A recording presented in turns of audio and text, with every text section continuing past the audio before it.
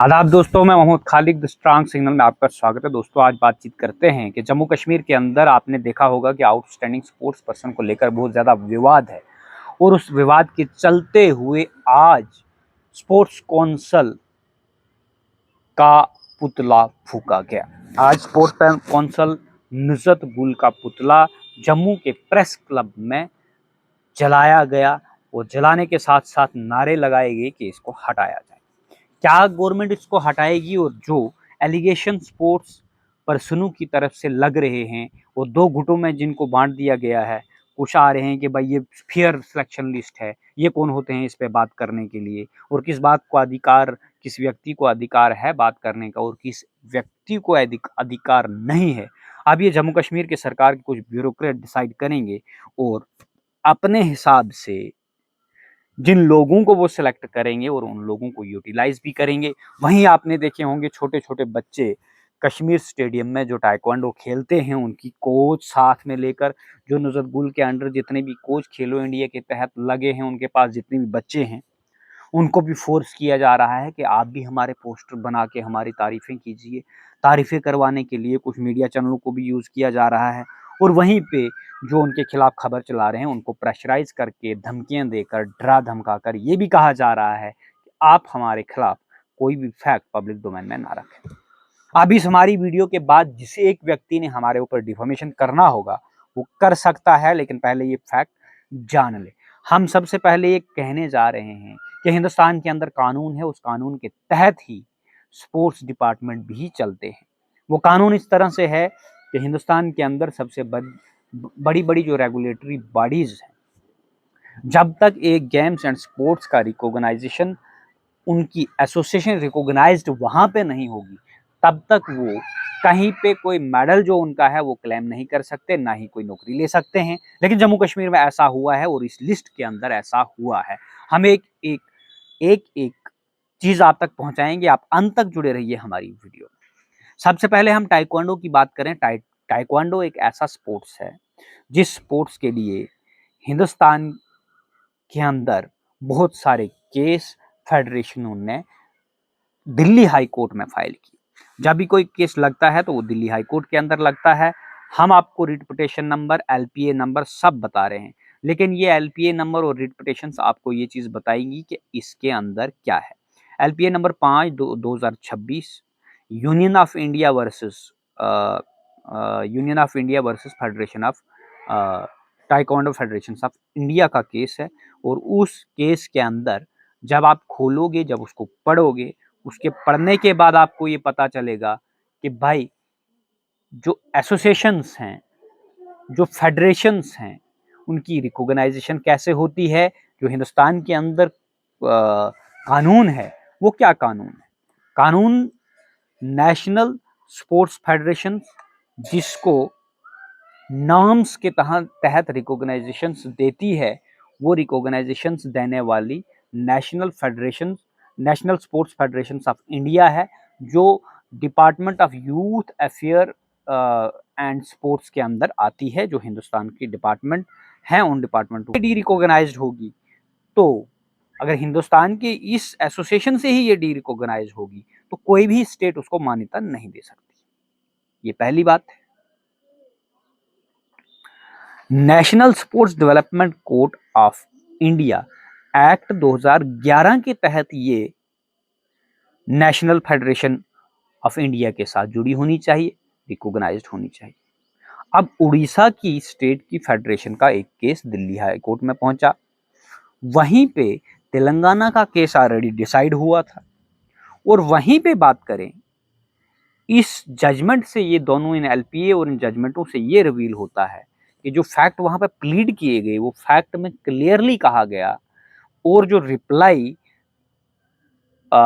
Union की तरफ से आया, यानी नेशनल फेडरेशन ऑफ इंडिया की तरफ से आया, उन्होंने भी ये क्लियरली कहा कि इनिशियली हमने टाइक्वांडो फेडरेशन को रिकॉग्नाइज्ड किया।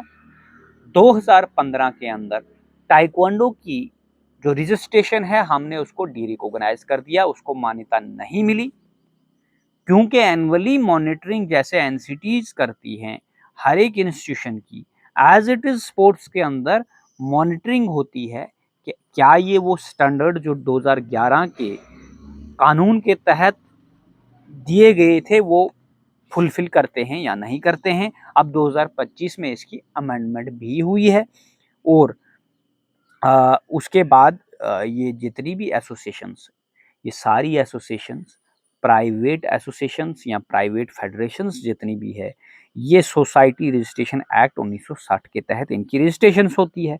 कोई भी 7 व्यक्ति उठ के जाते हैं, कहीं पे रजिस्ट्रेशन कर देते हैं। रजिस्ट्रेशन करने के बाद इनके बायलॉज होते हैं और उन बायलॉज के तहत इनको काम करना होता है।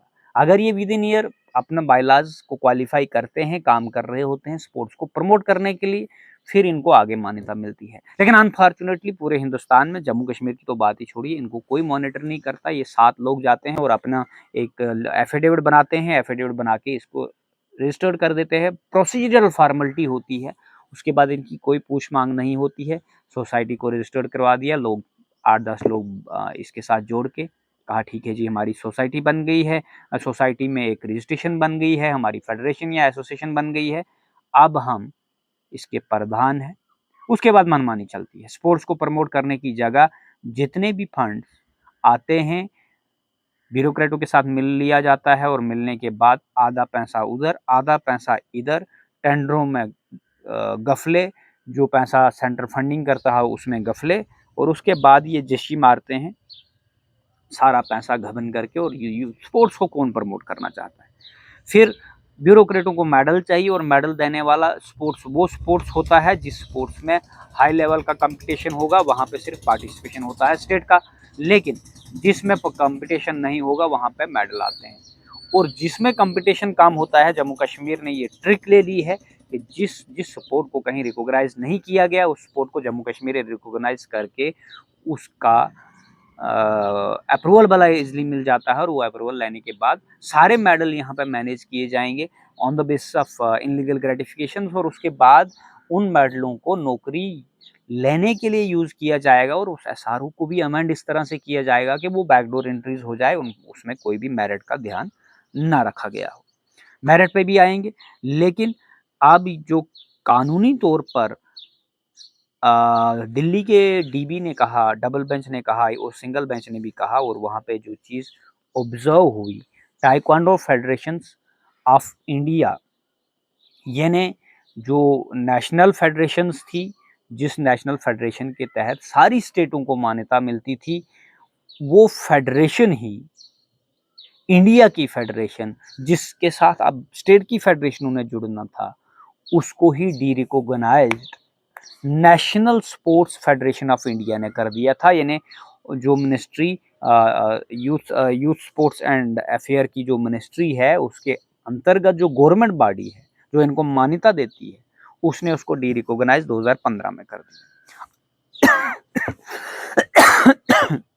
इसके बाद केस चलना शुरू हो गए। ये केस दिल्ली हाई कोर्ट में चलते रहे, बहुत सारी डिफरेंट पिटिशनें।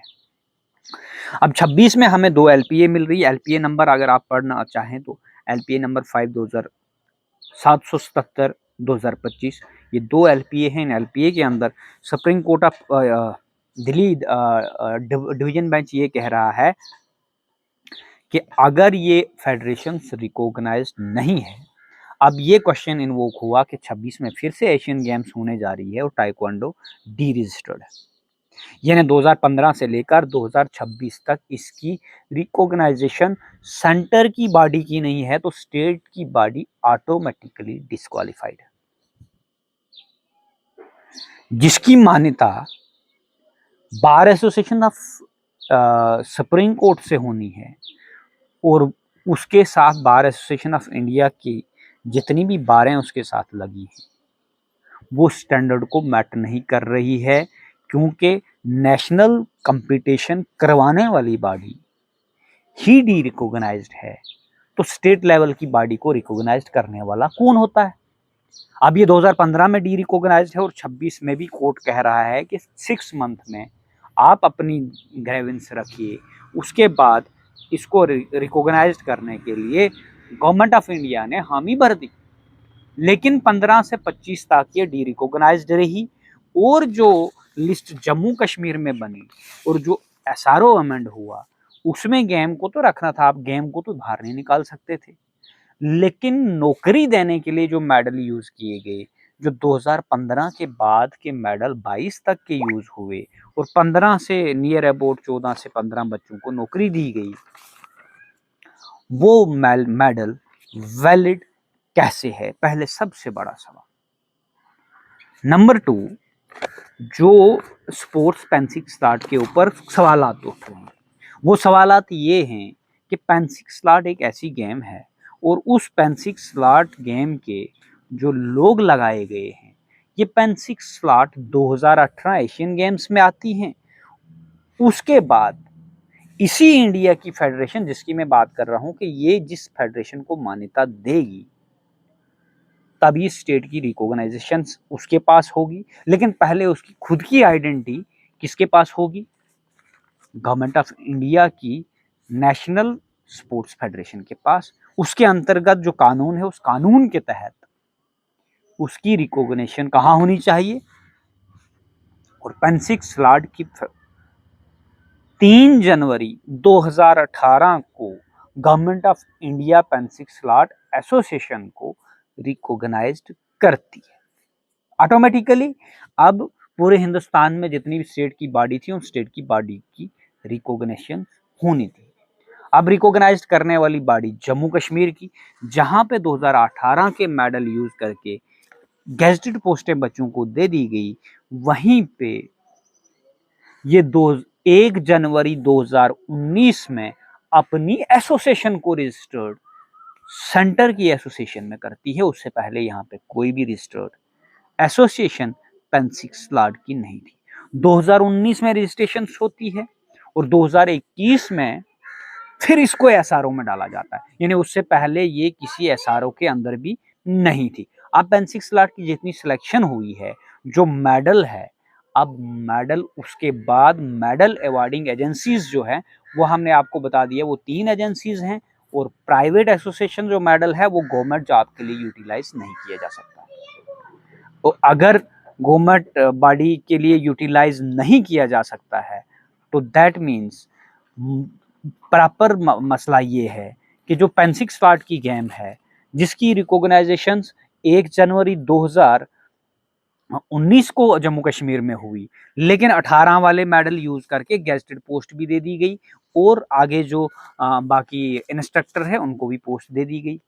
और दूसरी बात, इसकी रिकॉग्नाइजेशन 2019 में हुई, 1 जनवरी 2019 में जम्मू कश्मीर के अंदर, और 2019 में रिकॉग्निशन होने के बाद इस एसोसिएशन के जो पेंसिल स्लॉट था, पेंसिल स्लॉट गेम को एसआरओ में 2021 में इन्होंने अमेंडमेंट शुरू कर दी और 2022 वाला जो एसओ 12 है, उस एसओ 12 में इसकी एंट्री होती है।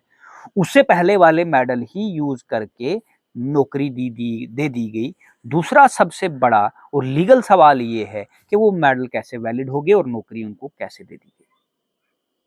तीसरा सबसे बड़ा सवाल है जिसमें मेजर सिलेक्शन है, वो है किकिंग एंड कैनोइंग गेम।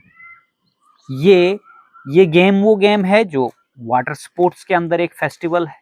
इसका केस नुजरत गुल वाटर स्पोर्ट्स का जो फेस्टिवल है, और फेस्टिवल के अंदर 2 सेपरेट गेमें हैं। एक सेपरेट गेम है ड्रैगन बोर्ड करके, और ये जो IKCA एसोसिएशन बनी कि ड्रैगन बोर्ड रेसिंग जो कंपटीशन स्पोर्ट्स होने जा रहा था जम्मू कश्मीर के अंदर, और वो ड्रैगन बोर्ड स्पोर्ट्स जो जम्मू कश्मीर के अंदर होने जा रहा था, वहाँ पे ड्रैगन बोर्ड की वो चीज़ें ड्रैगन बोर्ड एसोसिएशन की मर्जर चाहते हैं किकिंग एंड कैनोइंग में, जो कि इंटरनेशनली दोनों सेपरेट हैं। दोनों सेपरेट होने के बाद ये dragon board racing competition include करना चाहते हैं किकिंग एंड कैनोइंग।